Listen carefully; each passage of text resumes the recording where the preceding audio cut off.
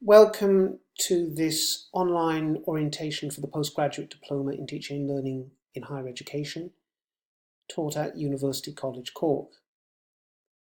In this video, I want to show you how the two modules that make up the academic year are broken down. I want to look at the first one, which is Disciplinary Approaches to Teaching and Learning in Higher Education, which is taught in semester 1, but also speak about Diversity in Student Learning, which is the module taught in semester 2.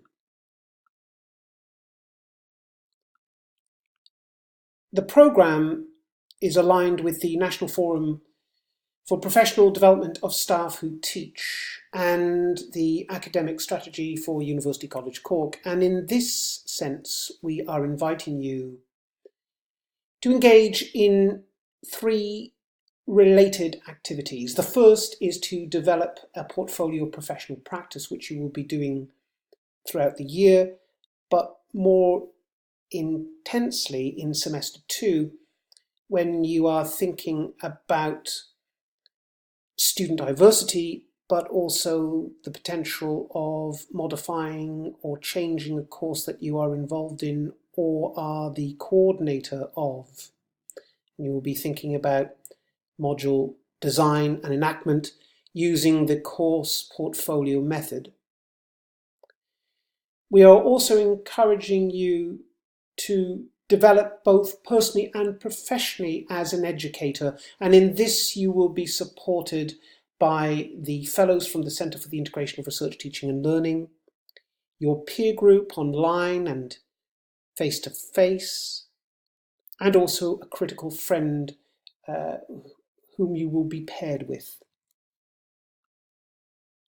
What I want to do now is just show you how one section of the first part of this introductory module plays out. So this is the teacher as researcher in semester 1. And we're using here the visual metaphor of a wildflower meadow. This is UCC's wildflower meadow, and just as such a meadow supports a biodiversity, so staff who teach, be they academic, administrative or support the learning ecosystem of the university and beyond.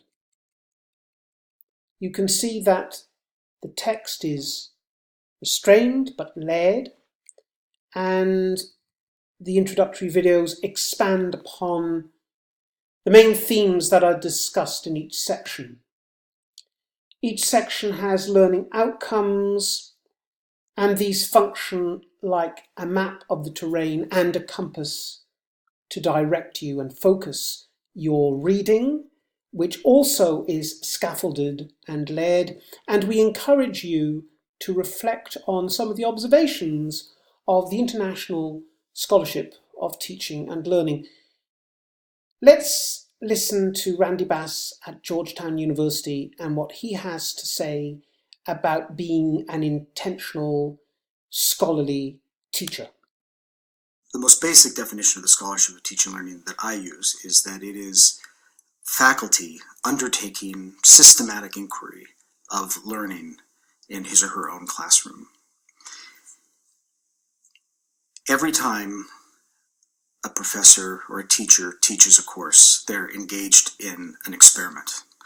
The syllabus is a hypothesis that if I teach the class this way, if I teach this material in this order, and if students do these things, then I hypothesize that something will happen. Students will learn, they'll grow, they'll benefit.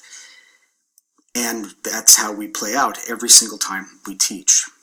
What's missing is that final step of what an experimental mode would be, which is this is my hypothesis, this is the unfolding, and now I have to look very closely at the results and re-examine my hypothesis. So that loop closing happens always in some informal way. That didn't work, I'll never do that again. That was great, I'm always good on that day. Students love this. But we often don't undertake that loop in a very systematic way. So for me, the scholarship of teaching and learning is about taking that last step in the hypothesis testing that every act of teaching is, and picking some dimension, looking at it systematically, looking sensitively and rigorously at the evidence of student learning, and asking if the assumptions that are going into this learning design are correct and if there are things that I might do differently. What Bas encourages us to do here is to move from a position of remediation to investigation. And this is the thread that unifies the diploma, but also acts as a conceptual bridge between the certificate and master's programs.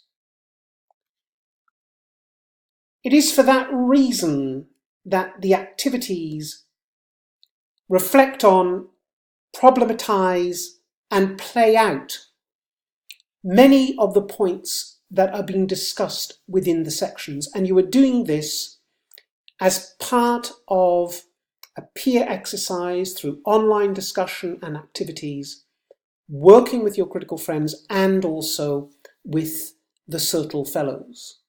And the activities themselves play into the assessment, and what we want the assessment to be is an opportunity for you to apply the principles of the programme to your own context and to consider how the evidence plays out for you, how you can demonstrate your students' learning through assessment as a performance of understanding.